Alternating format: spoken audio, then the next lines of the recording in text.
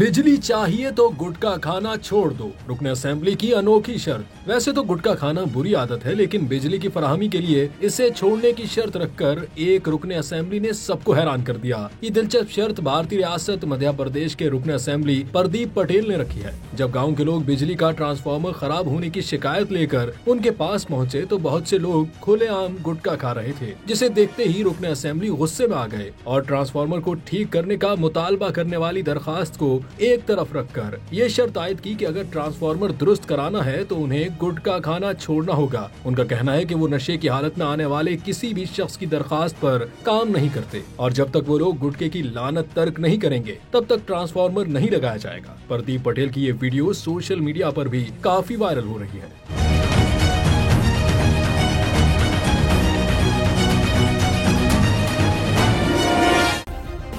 Subscribe करें और bell दबाएं ताकि कोई खबर रह न जाए।